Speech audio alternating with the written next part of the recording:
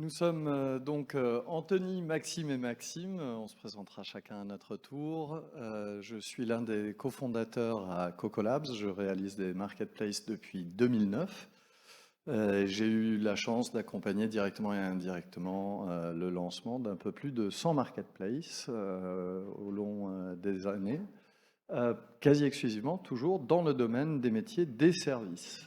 Et je laisse Maxime Le Sieur se présenter.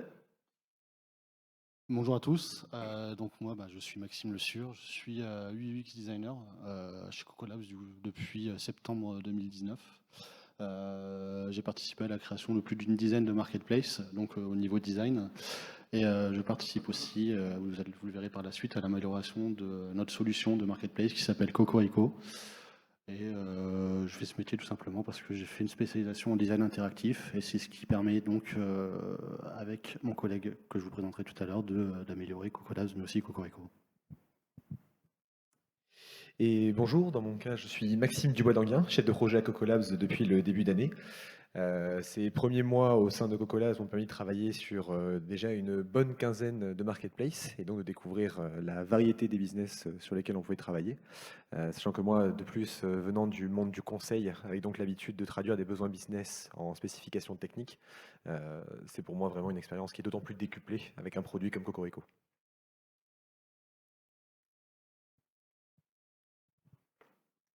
Et donc, juste pour présenter un peu Cocolabs, Cocolabs étant organisé en deux départements, Cocolabs à proprement parler, qui est un pôle d'expertise en création de marketplace.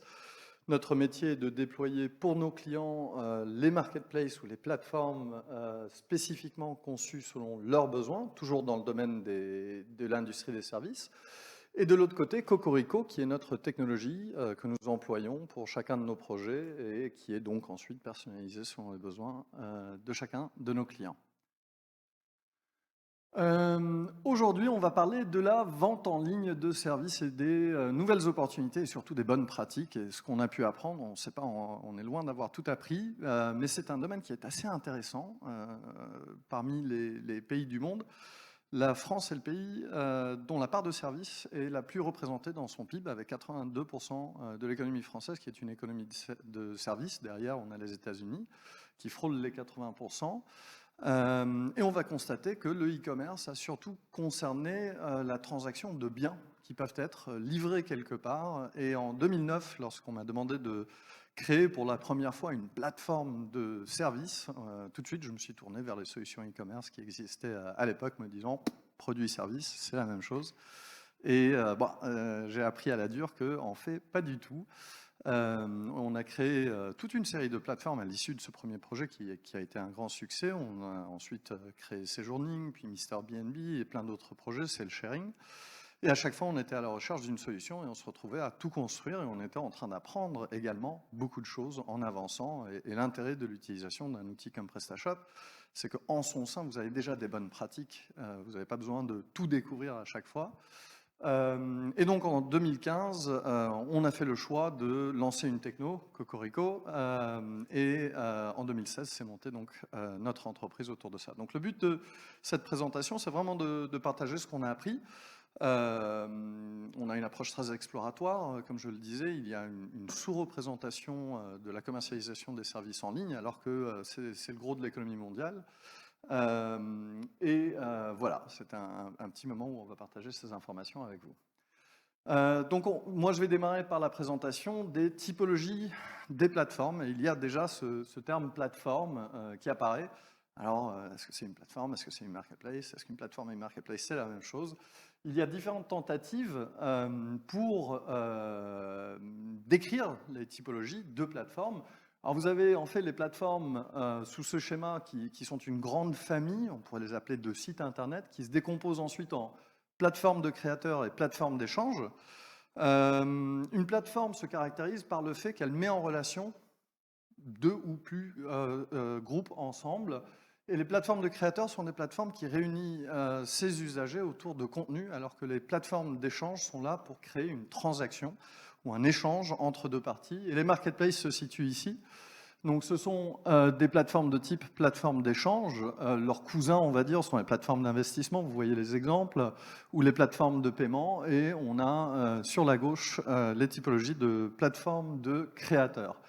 Et donc, une plateforme et une marketplace, c'est pas la même chose. Une marketplace est un type de plateforme. Et ensuite, au sein des marketplaces, pour nous, il semble évident qu'il y a deux grandes branches qui sont les marketplaces de services et les marketplaces de produits. Et il faut commencer par un truc assez basique, c'est de comprendre qu'est-ce qu'un produit et qu'est-ce qu'un service. C'est finalement le vendeur qui sait intrinsèquement si ce qu'il vend est un produit ou un service. Et j'aime bien cet exemple, c'est que si je vends des ordinateurs à l'unité, je fais du retail, je vends des produits. Mais si je vends un parc informatique, je vends 500 ordinateurs à une entreprise, il ne s'agit plus de la transaction d'un bien, il s'agit d'un service, parce qu'il va y avoir des SLA, du déploiement, du support, des garanties qui vont être offertes, et pour l'entreprise, elle va vivre cela comme étant un achat de service beaucoup plus que l'achat d'un produit. Et donc, ce n'est absolument pas un sujet qui est binaire, on ne va pas pouvoir systématiquement dire, tiens, ça c'est un produit, ça c'est un service. On est sur quelque chose qui va partir du pur produit. J'ai utilisé l'exemple du sel parce qu'on ne le transforme plus. Ça y est, c'est du sel, on ne va pas aller plus loin avec que ça et on en fait la transaction. Et on arrive à peu près au milieu. Costume sur mesure est un exemple intéressant parce qu'il est utilisé comme exemple dans les textes de loi concernant les délais de rétractation e-commerce, qui ne concernent que les produits et pas les services. Et on commence à avancer vers la droite. Un autre sujet intéressant, la restauration. On sert à quelque chose de tangible. Et pourtant, c'est classifié comme étant un service, et on continue jusqu'au cours en ligne, où là, c'est purement intangible, mais en plus, on n'a même pas besoin de se déplacer, il n'y a pas de rencontre entre deux personnes pour construire cette transaction. Et donc, nous, on se situe sur la moitié à droite, mais c'est encore une fois intéressant de voir que dans certains contextes, la transaction d'un bien est en fait un service, et en particulier dans le domaine B2B, où pour beaucoup d'entreprises, l'objet reçu n'est pas que un objet, il s'accompagne d'un ensemble de services. Et donc, on est face à des besoins qui sont très différenciés. On pourrait faire une présentation entière sur ce sujet. On a des challenges qui vont être très différents entre les produits et les services. Je les liste ici, je ne vais pas pouvoir m'attarder très longtemps sur ce sujet. Il y a peut-être un truc moi, que je trouve assez intéressant, c'est que si vous prenez les marketplaces de services, et surtout les grandes, vous verrez qu'il n'y a jamais de panier d'achat. Vous allez sur Booking, vous allez sur Blablacar, sur Doctolib, et vous remarquerez qu'il n'y a pas de panier d'achat. C'est rarissime sur une vraie marketplace de services qui a du métier, qui a déjà du vécu. Vous verrez qu'il n'y a pas de panier d'achat parce qu'on est sur des logiques qui sont très différentes. On va avoir notamment des problématiques du catalogue de ce qu'on propose. Quand on vend du produit, on peut prendre un CSV et hop, c'est parti, on a 100 000 produits. On va avoir du mal à faire rentrer 100 000 prestataires de services qui nous décrivent les conditions de leur service au moyen d'un CSV. On est sur des stratégies qui sont complètement différentes et des expériences utilisateurs qui sont différentes parce qu'on est dans le cas des métiers des services face à un public qui n'est pas aguerri au e-commerce. Lorsque vous faites du retail, un petit commerçant, il aura déjà son Shopify, par exemple, il a déjà fait des transactions, il a un joli chiffre d'affaires, il a un minimum d'outillage, mais un prestataire de service, prenons par exemple une PME qui fait de la maintenance sur des systèmes de climatisation, qui fait un joli chiffre d'affaires, elle n'aura pourtant jamais réalisé une seule vente en ligne de son existence. Et donc on est vraiment sur des problématiques qui sont distinctes, aussi à cause du public auquel on fait face. Et donc, je vais maintenant rentrer dans le sujet des principales typologies de marketplace. Alors, ce n'est pas exclusif au marketplace des services. Ces typologies existent aussi dans le cadre des marketplaces que j'appelle retail, qui font le commerce de produits. Mais le contexte ici est bien sûr celui de la vente de services en ligne. Donc, on a une première typologie qui sont les marketplaces switch versus les marketplaces non switch. Une marketplace switch est une marketplace où un usager va pouvoir, selon son besoin, soit être un acheteur, soit être un vendeur, soit les deux.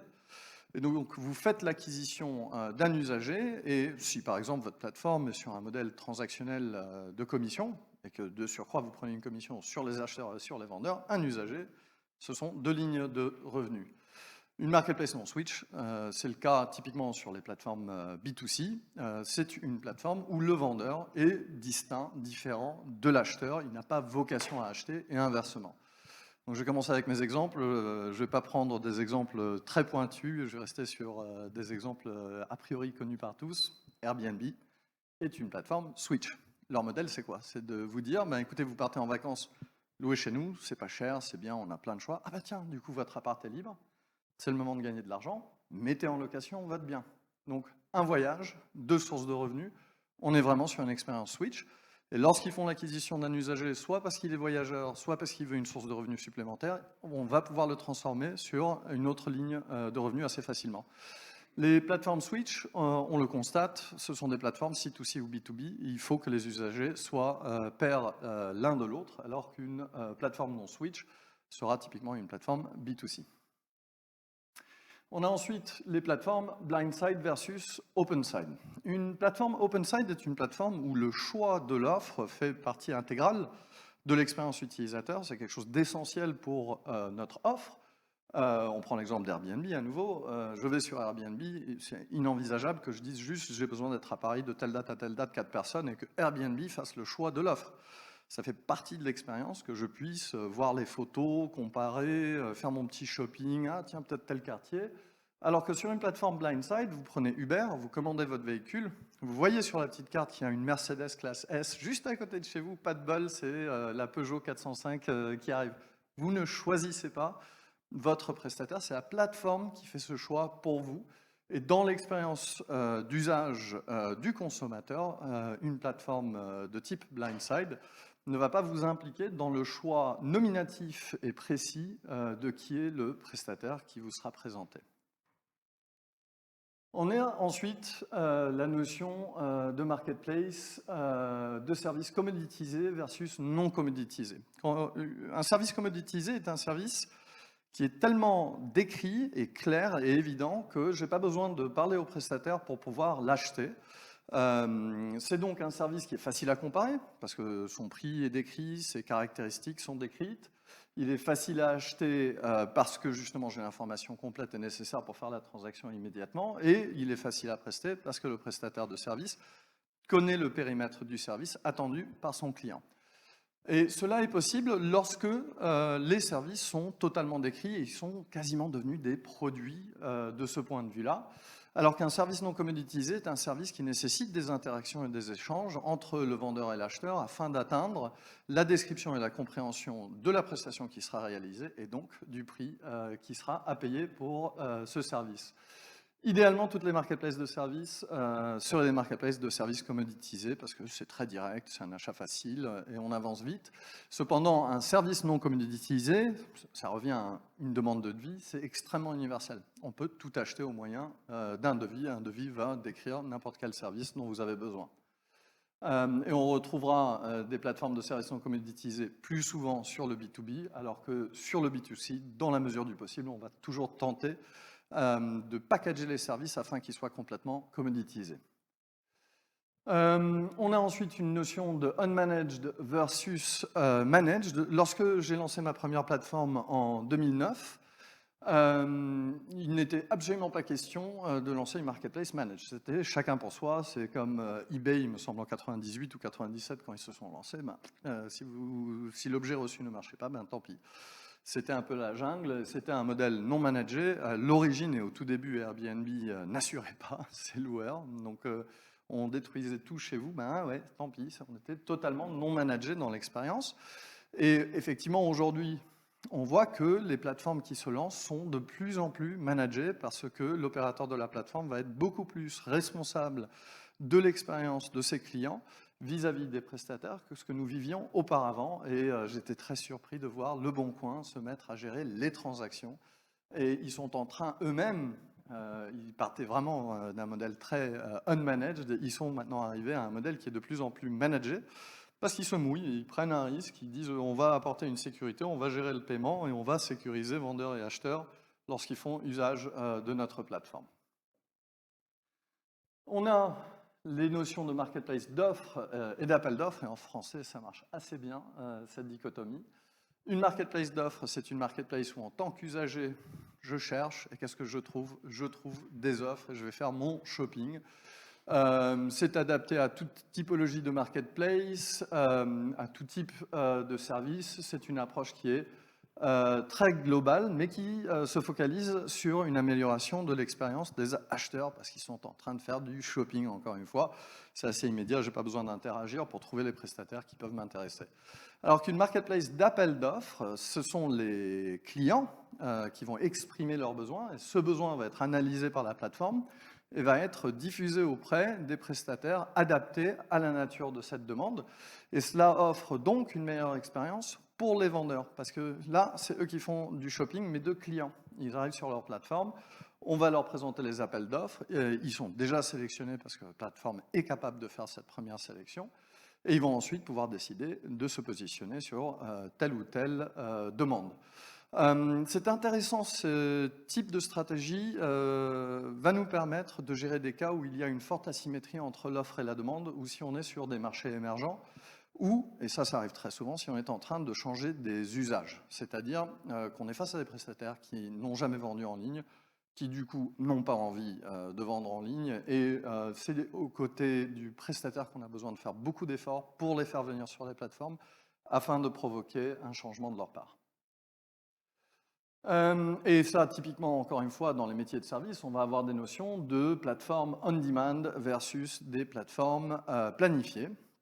Donc, sur la gauche, on-demand, il s'agit de services qui doivent être consommés immédiatement. On va prendre à nouveau l'exemple de Uber. C'est là, pour tout de suite, maintenant, ici. Je ne vais pas dire à telle date, à tel endroit, j'ai besoin d'un véhicule. C'est une consommation immédiate, alors qu'on voit sur plein, dont j'ai pris l'exemple Airbnb, on va être en train de préparer son voyage, bien sûr, à l'avance. Ce n'est pas fait pour un usage à la dernière minute. Je vais déterminer les dates et le lieu où je souhaite aller. Et ça va provoquer, bien évidemment, des cas d'usage très différents, autant pour le consommateur, mais aussi, bien sûr, pour le prestataire de service. Et on termine finalement avec un grand classique, B2B, B2C, C2C. Les marketplaces de services ont démarré par quelque chose qui s'appelle la consommation collaborative, hein, c'est venu par ce biais-là. On avait déjà des marketplaces auparavant, mais vraiment l'apparition des services est arrivée avec le covoiturage, le co-living et d'autres notions de ce type. Ce qu'on constate, là où il y a encore 10 ans, ces trois types de plateformes étaient vraiment très différentes. Aujourd'hui, on voit une convergence au niveau de l'expérience utilisateur. Ce n'est pas spécial au marketplace. En général, un utilisateur veut la même qualité d'expérience, qu'il s'agisse d'un logiciel professionnel que d'un logiciel personnel. Mais les règles transactionnelles vont totalement diverger entre ces trois cas de figure, parce qu'on va avoir des responsabilités et des publics très différents lorsqu'on est en train de gérer la transaction. Et je passe maintenant la main à Maxime pour qu'il vous présente les bonnes pratiques UI UX. Merci Anto. Donc ouais, à mon tour de prendre la parole, je vais m'éclipser un peu au niveau de l'ordinateur pour vous faire une petite démo des bonnes pratiques UI UX qu'on a mis en place chez Cocolab. C'est quelque chose qui est très subjectif, l'UX. Donc c'est des décisions qu'on a prises par rapport à ce que nos clients demandent, à ce qu'on propose aussi à travers de notre solution. Donc voilà, je vais vous faire une petite démo de quelques-unes des meilleures pratiques qu'on a mis en place.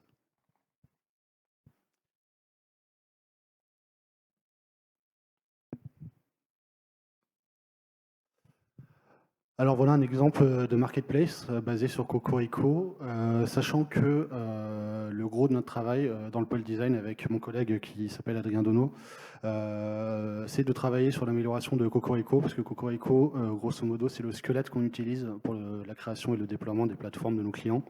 Donc ce squelette doit être le plus clair possible et surtout s'adapter au plus de cas de figure possible. C'est-à-dire que lorsqu'on nous demande de designer une nouvelle marketplace pour un client, on doit pouvoir se baser sur ce squelette pour produire rapidement et surtout produire efficacement. Donc je vais vous montrer quelques exemples qu'on a pris, 3 exemples plus particulièrement. Une marketplace, c'est très simple. Hein. Quand vous arrivez sur une marketplace, vous arrivez sur une homepage. Une homepage, ça reste toutefois assez classique. C'est composé de catégories, de services qui sont listés, etc. Mais nous, on va s'attarder sur un point d'exemple qui est assez intéressant, qui est la barre de recherche. Pourquoi? Tout simplement parce que cette barre de recherche est composée de plusieurs éléments qui sont essentiels à une marketplace de services. On retrouve des éléments comme la localisation, des catégories, des mots-clés, des dates, etc. Parce qu'un service est localisé à un certain endroit ou non, dure d'une certaine date à une autre ou à une date précise.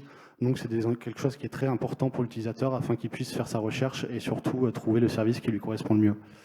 Le premier cas de figure d'éléments ultra importants, c'est la localisation, parce que dans une marketplace de service, cette localisation va servir à plusieurs choses. Soit dans le cas d'un service qui se situe en personne, permettre à l'utilisateur de savoir où ce service se situe et donc comment s'y rendre par la suite lorsqu'il l'a réservé. Ou alors dans le cas de quelque chose qui se passe en full remote, par exemple, de permettre de définir le fuseau horaire du service qui est proposé. Donc c'est quelque chose qui est très important et qu'on va retrouver par la suite. Un autre élément ultra important, c'est le date picker, donc la sélection de dates qui va permettre à l'utilisateur, et bien encore une fois, de savoir ce qui est disponible ou non lors de sa recherche. Je vais vous montrer quelques exemples concrets parce que dans notre cas, je ne vous montre pas directement sur Marketplace parce que ça montrerait un seul cas, mais je vous ai préparé une slide avec plusieurs cas de figure pour un service. Un service peut être une Marketplace pour proposer un service, par exemple, que pour une certaine horaire. Un autre exemple que vous voyez juste après, c'est ce qu'on appelle nous du date time, c'est-à-dire un service à une date donnée et à une heure donnée, etc. On a différents cas de figure et donc, encore une fois, vu que c'est quelque chose qui est très subjectif, nous on a mis en place un système de calendrier qui nous paraissait le plus adapté pour chacun de nos clients et pour aussi nos futurs clients. C'est pour ça qu'on a mis de l'accent dessus, en même temps que la localisation, vous allez le voir par la suite. Donc tous ces cas de figure se doivent d'être les plus clairs possibles pour l'utilisateur, pour qu'il puisse trouver son service le plus efficacement possible. Une fois que l'utilisateur a fait sa recherche, tout simplement, là je ne vais pas rentrer de choses spécifiques, je vais plus rentrer dans le détail pour vous montrer une page de résultats. Lorsque la personne donc a rentré ses catégories, ses mots-clés, sa localisation, etc., il arrive via Cocorico sur une page qu'on appelle la page résultats de recherche, qui est composée des éléments récurrents dont je vous ai parlé. À gauche se situe la carte donc, qui est directement liée à la localisation, et à droite ce sont du coup les services qui sont proposés. Et vous verrez, il y a quelques particularités vis-à-vis de ces services. Je vais d'abord m'attarder sur du coup la carte, comme je vous disais, qui est directement liée à la localisation qu'on a rentrée dès le début. C'est assez important. C'est un élément qui peut être caché ou non. En fonction d'une marketplace, ça peut être plus important ou moins important. Mais dans notre cas, on a une carte qui est totalement interactive et qui va permettre à l'utilisateur de se déplacer dessus, par exemple. Et en se déplaçant, il va pouvoir trouver des services ou non en fonction de l'endroit qu'il cherche. Si par exemple il veut chercher un petit peu plus loin, il pourra. Et cette carte en fait va s'actualiser en même temps que les listings qui seront proposés. L'autre élément majeur, c'est bien évidemment les services qui sont proposés. Il y a une particularité, c'est que les services en fait sont affichés avec certains critères. Ces critères sont par exemple la notation, la distance, etc. Donc c'est quelque chose qui se veut le plus clair pour l'utilisateur, dans le sens où on veut lui proposer les services qui pour nous sont les plus pertinents à son égard. Un autre point qu'on retrouve, donc vous voyez encore une fois sur les services, on retrouve la localisation, mais cette fois-ci exacte. La carte, ça permet d'avoir une idée de où ça se situe, mais là on a le lieu exact. Un autre élément qui est ultra important dans la prise de décision, c'est le prix. Vous allez voir par la suite. On a une particularité avec des services, c'est que c'est pas forcément un prix fixe. Nous, dans notre cas, dans cet exemple, il y a Start From, donc à partir de, car un service, c'est pas forcément bloqué en termes de prix. Comme un produit, ça peut évoluer, mais un service, c'est plus particulier, car il peut y avoir des options liées à ce service, d'autres services liés à un même service, par exemple, et donc ce prix peut varier. C'est pour ça qu'en rentrant dessus, vous allez voir directement l'exemple que je viens de vous citer, pourquoi ce prix évolutif, et donc pourquoi on a décidé d'afficher à partir de. Donc voici une page de détail de service. Donc là, c'est quand l'utilisateur a choisi son service, il est intéressé, il rentre sur cette page, et là, il arrive sur la page complètement détaillée qui est composée d'éléments récurrents sur la plupart des services, une description, des attributs, les services donc, qui sont disponibles, qu'il peut choisir, des médias, etc. Quelque chose d'assez classique. Mais l'élément, nous, sur lequel on a passé beaucoup de temps et sur lequel on va s'attarder aujourd'hui, c'est cet élément qui est à droite, nous, qu'on appelle la booking card, donc la carte de réservation. Cette carte est ultra importante parce qu'elle va regrouper de nombreux éléments tels que le prix, comme je l'ai dit, qui est évolutif. Je vais vous montrer après cette évolution du prix. Encore une fois, on retrouve l'élément très important aussi, dont je vous ai déjà cité, qui est la sélection de dates. Et on a la liste des services. Donc, je vais prendre un exemple tout bête, je vais rajouter un service. Vous allez voir qu'un service, du coup, le prix va se mettre à jour. Le prix est quand même assez gros pour que l'utilisateur puisse avoir partout sur sa page l'information de ce qu'il est en train de commander. C'est pour ça que c'est fixe. Le prix est grand pour que l'utilisateur puisse voir ce qu'il ajoute, si ça modifie le prix ou non. Donc, il peut en ajouter plusieurs, bien évidemment, en supprimer, etc. Et donc, cet élément est tout à fait évolutif en fonction de ce que l'utilisateur entreprend. Cet élément aussi se situe, donc ce date picker se situe sur cet élément de booking card tout simplement parce que une date influe sur la sélection, la sélection d'une date influe sur le prix. C'est-à-dire qu'un service n'est pas fixé dans le temps au niveau de son prix. Un service peut évoluer, par exemple, être plus cher le week-end ou le soir. Parce que, par exemple, c'est une offre, le soir, ça peut être, par exemple, plus demandé. Du coup, le prix peut être plus important ou non. C'est pour ça que cet élément se retrouve ici. Vu que le prix va être directement influencé, on le retrouve directement en dessous. Une autre particularité qu'on a mise en place au niveau de cet élément, c'est lui donner un aspect assez familier. Quand vous allez sur des plateformes type Airbnb, Drivey ou autre, par exemple, c'est quelque chose qui est très, très aseptisé, un simple rectangle qui est fixé à un endroit avec quelques informations. Alors que nous, dans notre cas, on a essayé de lui donner quelque chose qui est un petit peu plus familier, le look d'un ticket de caisse, parce que la personne, quand elle va faire ses courses ou quoi, elle a l'habitude de voir tout le résumé de ce qu'elle commande ou de ce qu'elle achète sur son ticket de caisse. C'est pour ça qu'elle a un aspect un peu ticket. Donc ça, c'est quelque chose qui était important pour nous, comme je vous ai dit encore une fois, pour permettre de créer une expérience utilisateur qui est équivalente sur chacune des plateformes qu'on produit. Et bien évidemment, tous ces éléments vont changer principalement au niveau de l'UI, plus que de l'UX, car l'UX est vraiment intrinsèquement lié à notre solution qui est Cocorico. Mais tous ces éléments vont évoluer en termes de visuel avec nos clients par rapport à ce qu'eux demandent, par exemple s'ils ont des zones chartes graphiques établies ou non.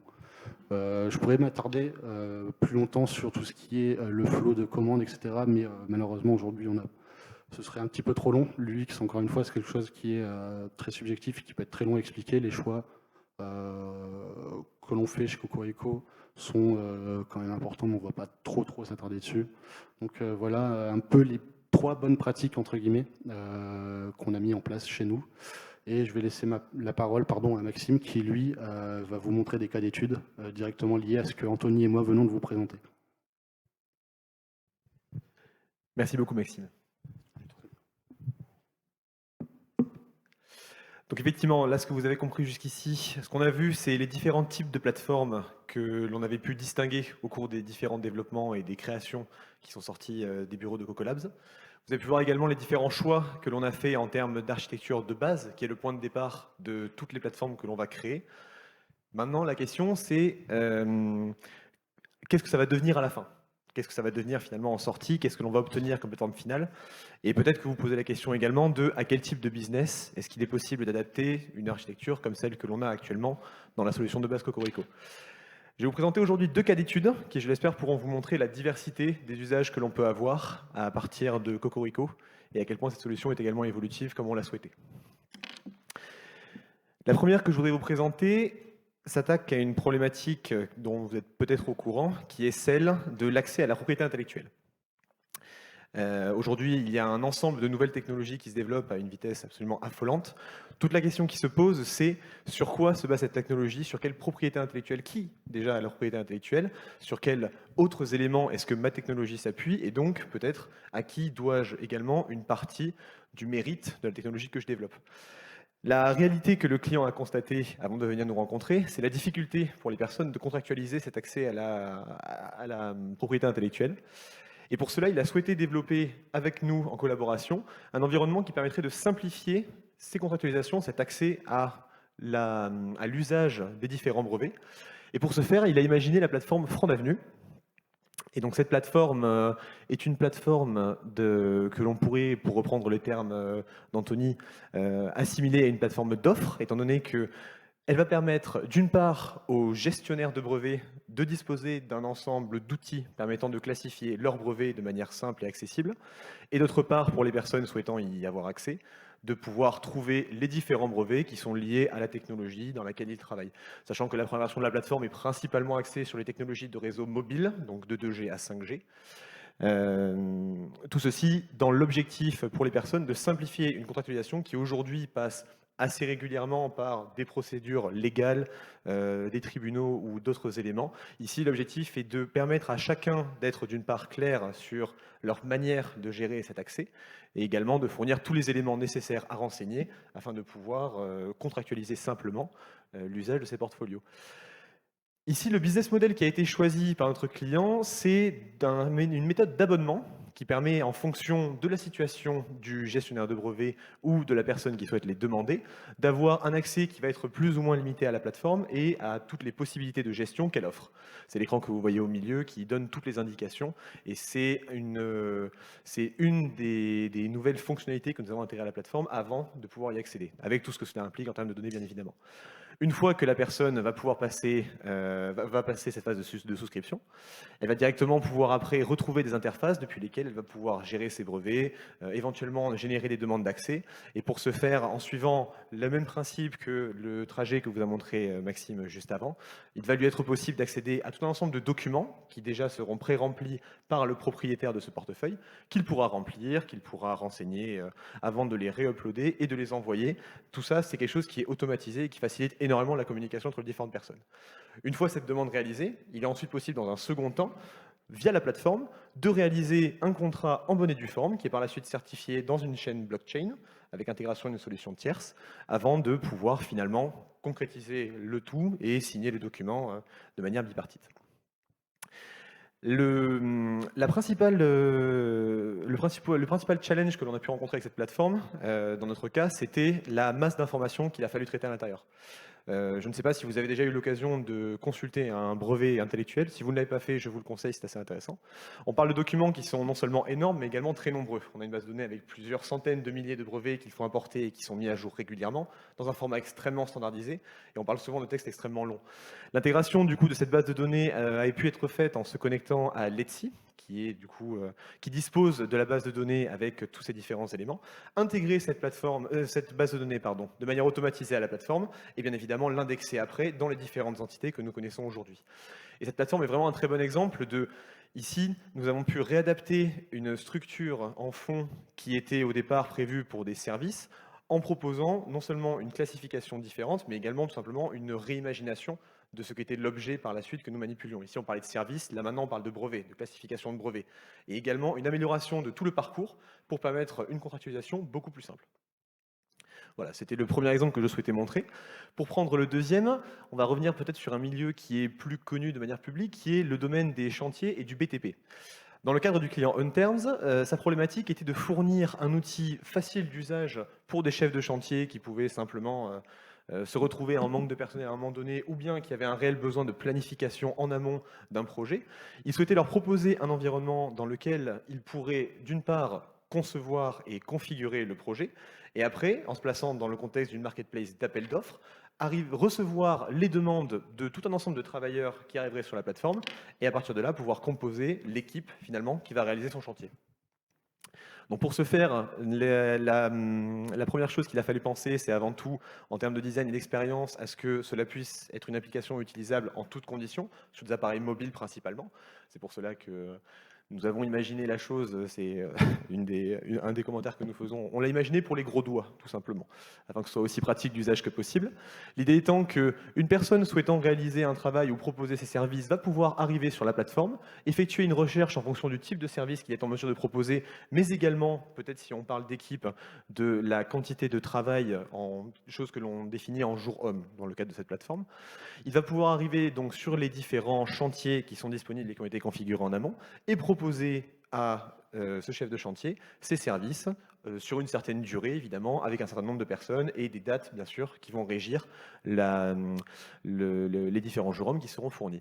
À partir de cela, comme vous pouvez le voir sur le milieu, il va être possible pour le chef de chantier de consulter les différentes propositions qui lui ont été données, avec une comparaison par rapport au prix, d'une part, qu'il a estimé personnellement, et d'autre part, s'il a souhaité un accès plus avancé à la plateforme par rapport au prix générique des services similaires que nous connaissons, avec une estimation également de la complétion du chantier total s'il vient à accepter la participation de ces personnes, et bien évidemment à les accepter sur l'écran que vous voyez à droite, et donc à pouvoir lancer le chantier. La problématique ici que nous avons pu avoir, et qui est une problématique qui peut se retrouver assez régulièrement sur un ensemble de plateformes, est sur la partie paiement. La partie paiement, on peut l'imaginer d'une manière très simple, tout simplement avec paiement avant la consommation d'un service et la présence de ce qu'on appelle nous un PSP, qui est une solution externe qui va retenir l'argent le temps que le service soit fourni et que la plateforme valide l'arrivée de... qui va pouvoir valider que le service a bel et bien été délivré. Ici, dans le cas présent, le paiement s'est un petit peu complexifié. D'une part, parce qu'on n'est pas sur une solution... Dans le cadre d'une marketplace d'appel d'offres, on est sur la personne qui crée son chantier va également être la personne qui va payer en sortie. C'est une première complexité qui va devoir inverser légèrement la structure que l'on peut avoir dans l'architecture standard de Cocorico. Le deuxième point qu'il a fallu prendre en compte était le fait que nous ne parlions plus d'un paiement qui était configuré, qui était certain, mais dans le cas présent, la liberté qui a été donnée aux travailleurs, c'est de renseigner eux-mêmes au fur et à mesure que l'offre était fournie, que leur service était fourni, de renseigner les heures qu'ils avaient passées sur le chantier, et à partir de là, d'émettre une demande de paiement pour cette requête.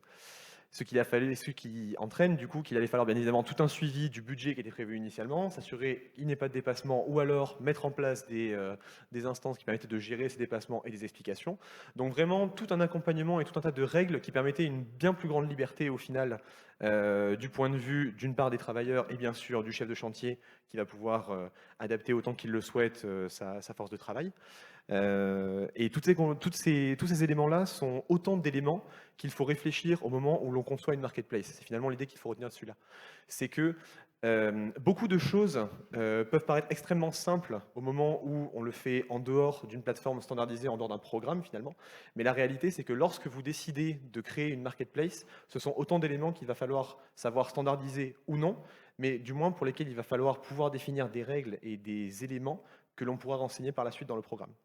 C'est réellement la chose qu'il faudra retenir le plus de cet exemple. Ces deux exemples sont présentement uniquement pour vous montrer la diversité des business qui peuvent rentrer dans le cadre d'une marketplace de services, je vous en parlais tout à l'heure. D'autres exemples qu'on aurait pu vous montrer peuvent inclure des marketplaces qui vont permettre de gérer des suites de luxe à Paris, on va se rapprocher d'une expérience plutôt Airbnb. D'autres également qui permettent de passer plusieurs journées ou des sessions particulières dans des pays étrangers et aussi exotiques que vous pouvez l'imaginer. On a également... Qu'est-ce que je pourrais vous citer d'autres comme exemple plus récent? On a également des plateformes qui vont permettre de faire des sessions de coaching et de gérer tout un ensemble de programmes qui vont pouvoir être configurables au sein de la plateforme. C'est tout un ensemble de business qui peuvent s'y adapter et je pense réellement, et c'est ce pourquoi j'aime particulièrement ce travail, qu'on n'a pas encore fini de découvrir toutes les variations du service. Voilà. Si Anthony peut-être souhaite dire le mot de la fin. Sinon, on passe aux questions. Tout à fait, merci. Merci Maxime, merci Maxime. Et bravo. Alors, est-ce que le public a des questions? Il nous reste 10 minutes. Monsieur?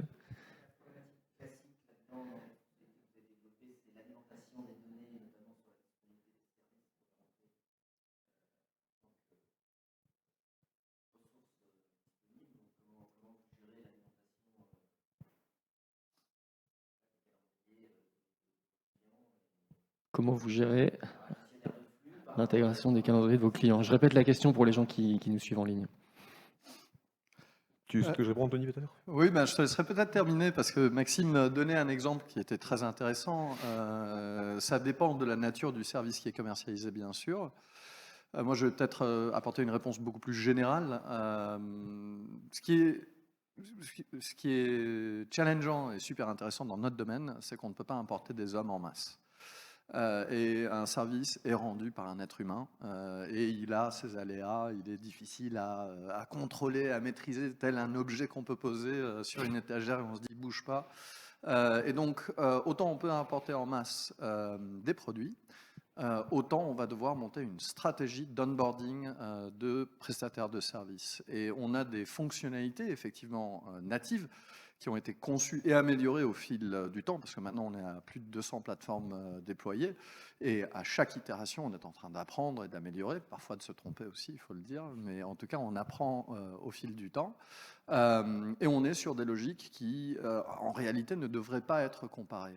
C'est ne pas se rendre service que de se dire je fais comme ça avec mes produits, je vais suivre le même chemin avec mes prestataires de services. C'est l'erreur que j'ai commise au début, et ça m'a coûté des mois et des mois de travail, et je me suis arraché les cheveux avec mes clients en me disant mais comment est-ce qu'on va faire, et peut-être que Maxime peut donner des exemples plus concrets, plus récents. Oui, mais effectivement, pour le coup, ce qu'a dit Anthony est très vrai, c'est la réelle complexité et diversité éventuellement de tous ces fournisseurs qu'il peut y avoir. De manière générale, si on parle en termes de méthode, il est sûr que le premier exercice auquel on s'attache, c'est à chercher s'il est possible de définir un schéma qui serait commun. Et par en fait la définition de ce schéma, ce qu'on voit aussi, c'est les différences. En fonction de cela, ce que cela nous permet de faire au moment de la création de la plateforme, c'est d'une part de comprendre quelle va être l'architecture de départ que l'on va pouvoir créer, qu'il va falloir principalement renseigner par le fournisseur, et dans ce cas-là, ici, que l'on peut généraliser et élargir à une certaine masse, pour peu que l'on ait l'information quelque part et qu'on soit certain de la requérir, et ça implique souvent quand même un certain investissement de la part des fournisseurs. On parlait d'une stratégie d'onboarding, c'est exactement ce dans quoi on rentre. Et le second point, du coup, c'est s'il reste des détails à définir, comment est-ce qu'on peut s'assurer, bien évidemment, que ces détails sont fournis dans la plateforme. On peut déjà, même en amont, se poser la question de quelle est l'automatisation que l'on souhaite. Il peut y avoir des éléments que l'on décide tout à fait naturellement de garder en dehors de la plateforme parce que les coder nécessiterait potentiellement trop de coûts ou trop de charges, ou bien on veut directement commencer avec un produit et choisir de l'améliorer. C'est également la logique de passer par un MVP avant d'avoir plusieurs versions par la suite. C'est une logique qui est importante à garder en tête pour des produits complexes comme celui-ci. Mais voilà, la première étape, c'est avant tout la recherche de qu'est-ce qui est commun. Et c'est également comme ça qu'on arrive à des architectures comme Cocorico. Qu'est-ce qui est commun? Quel est le point de départ? On a des éléments qu'on peut retrouver dans le cas des fournisseurs. Très souvent, c'est ce que avait pu montrer un petit peu Maxime, on a une forme de classification déjà des services qui peuvent être donnés, qui est plus ou moins fine bien sûr, mais il peut y avoir des grandes catégories qui peuvent être distinguées ou non. Si elles ne peuvent être distinguées, dans ce cas-là, qu'est-ce qui va faire la différence entre un prestataire ou non? Est-ce que c'est une notation? C'est autant d'éléments que l'on réfléchit et qui vont en fait définir dans la conception de la plateforme ce que l'on va mettre en avant, ce que l'on va demander ou non. Est-ce que ça répond à votre question? Alors, La question était plus sur la disponibilité calendaire et horaire. Alors, spécifiquement sur ce point, effectivement, c'est équivalent de la gestion des stocks pour les services. On a des outils de synchronisation, on utilise des standards ouverts. En l'occurrence, l'un des standards qu'on emploie est le standard ICS, qui est donc vraiment un standard documenté et ouvert qui est employé par la majorité des outils de gestion des événements. Et donc, on permet aux fournisseurs de services de manière, au final, très simple, de synchroniser. On va prendre l'exemple du plombier. Il va pouvoir prendre son Google Agenda ou son iCal, prendre son lien public, le copier-coller sur son profil et hop, le tour est joué. On a bien sûr ensuite des niveaux de sophistication au-dessus. On expose également une API qui permet aux entreprises un peu mieux organisées avec par exemple une petite DSI de gérer cela au moyen de l'API. Et on a aussi bien sûr des prestataires qui ont ni l'un ni l'autre. On a des prestataires qui ne savent pas comment trouver leur lien public. Et on fournit aux prestataires un dashboard qui leur permet de manager leur agenda comme vous le faites sur Google Calendar. Donc vous faites du cliquer-glisser et vous mettez à jour vos agendas. Donc vous avez de multiples sources de données qui peuvent être renseignées, mais on va aussi gérer les choses de manière probabiliste, au sens où on sait qu'un prestataire ne va pas être totalement efficace. Il ne va pas se réveiller tous les matins et mettre à jour une info. Mais on va savoir par exemple qu'un prestataire à qui on a envoyé une demande 5 fois ou 5 fois ça n'a pas marché, on va se dire celui-là son track record n'est pas trop bon dernièrement, donc on va commencer à le faire chuter dans notre classement de choix qu'on présentera aux clients. Et au contraire, si un agenda a été mis à jour le jour même, on sait que cet agenda est entre guillemets frais, donc ça va être un bon indicateur et on a plein d'autres indicateurs. Donc on est en capacité via du machine learning de comprendre quels sont nos prestataires qui ont le plus statistiquement de probabilité d'accepter une demande si on leur envoie par rapport à d'autres. Ça répond à votre question? Mieux. Toujours pas bon. Allez, une troisième. Est-ce qu'il y a d'autres questions dans le public? Oui, bien sûr. Moi j'ai une question. Le prix, combien ça coûte? Ce que vous proposez? Alors, il faut savoir qu'il va y avoir différents formats en termes des différentes offres que nous avons présentées. Je laisserai Anthony éventuellement revenir sur peut-être différents points. Dans mon cadre personnel, donc pour rappel, la société Cocorico se divise en différentes entités. Et au sein de Coco Labs, on est spécialisé de manière assez claire sur des solutions destinées à des entreprises. C'est-à-dire donc qui viennent avec une personnalisation beaucoup plus lourde et de manière générale, donc avec des prix qui peuvent s'en accompagner. Pour ce qui est des montants des prix, je laisserai Anthony le renseigner, bien évidemment. Ça dépend de chaque projet, bien évidemment. L'ordre de grandeur ou la fourchette, c'est des budgets c'est pas de représentatif. dizaines de milliers, c'est des... C'est pas représentatif, ça dépend du projet. D'accord. Bon, c'est la question auquel on Oui, ne répond je jamais, comprends, je mais comprends, on la tente à question est chaque bonne. fois. Mais la particularité, c'est que chaque service est unique et chaque plateforme est le reflet de cet aspect très unique. Faire une plateforme de logement, pour nous, va être plus simple que ce qu'a fait Maxime, c'est-à-dire une plateforme qui va gérer l'accès à des brevets au niveau international avec des règles très particulières. On ne peut pas comparer, donc les prix ne sont tout simplement pas significatifs. Donc les personnes qui veulent avoir, les marchands qui veulent avoir une idée du prix ou du budget, que font-ils? Qu'est-ce qu'ils doivent Ils faire? vont sur cocolabs.com et ils nous contactent. D'accord, donc c'est en one-to-one. Très bien. Peut-être les éléments qu'ils pourraient se donner, c'est simplement par rapport à ce qu'ils peuvent voir déjà de certaines démonstrations en accès public par rapport à Cocorico. Ils peuvent se poser la question d'à quel point le service varie de ce qu'ils voient déjà à l'écran. Ça peut déjà être un bon indicateur de la quantité de développement qui pourrait être nécessaire pour la plateforme. Ok, parfait. La table ronde de ce matin était sur l'avenir des marketplaces. Vous, comment vous voyez votre avenir? Comment vous vous voyez dans 10 ans? Qu'est-ce qui aura changé? Beaucoup de choses. En essayant d'être précis avec peut-être des exemples. Moi, je pense déjà il y a pas mal de choses qui vont évoluer au niveau de l'UI et de l'UX. Là, je vous ai présenté tout à l'heure une plateforme qui était plus orientée desktop. Maxime vous en a présenté une sur laquelle on a travaillé, On Terms, qui elle était mobile first. Déjà, un des challenges qui va se présenter, ça va être que tout ça va se tourner de plus en plus vers le mobile. C'est une transition qu'on a déjà commencé à mettre en place chez Coco Labs. On se tourne de plus en plus vers des plateformes dites exclusivement mobile, même si elles seront toujours bien sûr utilisables sur desktop. Car même si on se tourne vers quelque chose de mobile first, pour certains clients, ça reste indispensable de proposer des services sur un ordinateur portable. Sur un bon vieux ordinateur. Exactement, sur un bon vieil ordinateur. Donc il y aura, je pense, ce challenge-là qui va se confronter un peu à nous. C'est quelque chose sur lequel on va devoir beaucoup travailler, parce que le monde du mobile évolue aussi beaucoup, jour après jour.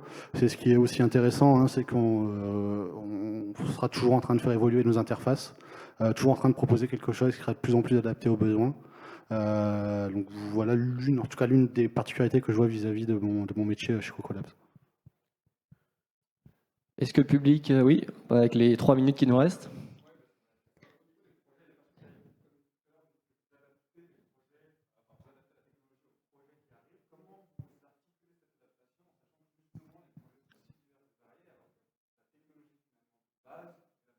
Question sur l'adaptation aux différents projets. Comment vous faites?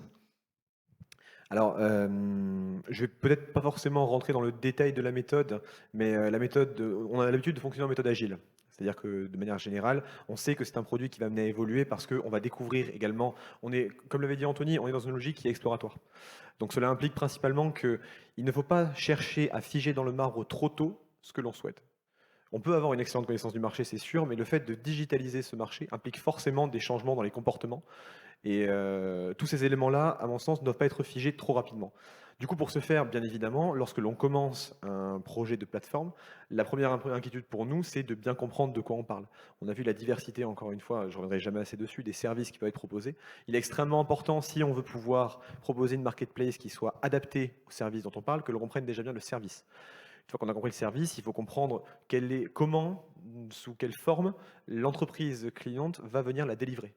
Et à partir de là, c'est de là qu'on commence réellement à construire la chose. Mais cette compréhension préliminaire est indispensable, en tout cas pour la construction. Une fois qu'on l'a, toute la technique, et c'est bien sûr notre métier, va être de voir comment il est possible de faire correspondre ces éléments à une architecture technique qui va venir se greffer derrière et répondre à toutes les demandes possibles, imaginables sur ce service. Et la deuxième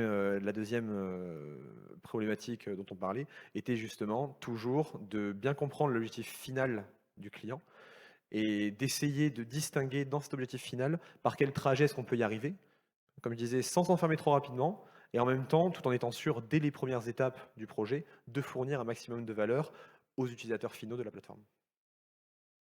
Et un autre point aussi qui est assez important, c'est ce que je vous disais tout à l'heure, c'est que je vous ai montré une plateforme de Cocorico standard, entre guillemets. C'est que aussi, outre l'aspect des besoins qui doit être spécifique à chaque client, il y a aussi l'aspect du design et de l'UX qui peut évoluer en fonction de ce qu'ils ont besoin. Donc c'est pour ça qu'on a créé, encore une fois, Cocorico qui est très standard pour qu'on puisse après décliner très facilement par la suite en fonction, par exemple, un client qui veut faire... on a eu, par exemple, certains clients comme OnTerms qui voulaient du mobile first. Du coup, on s'est basé là-dessus pour décliner notre design de Cocorico spécifiquement sur un mobile. Par exemple, l'exemple de Front Avenue, c'est pareil, ils avaient déjà une certaine charte graphique mise en place. On a pu adapter Cocorico en fonction de ce qu'ils avaient. Donc, c'est quelque chose qui est assez large. Après la phase de conception purement technique, purement besoin, il y a cette phase de conception visuelle qui vient un peu terminer la phase de conception avant le lancement d'intégration. Et c'est un peu l'un des points majeurs aussi sur lequel les clients se basent, parce qu'ils veulent une plateforme fonctionnelle, mais aussi jolie et facile à utiliser. Le parcours, même le parcours. Même niveau parcours. L'esthétique, c'est important. On est d'accord. Merci à tous. Merci à vous. Merci.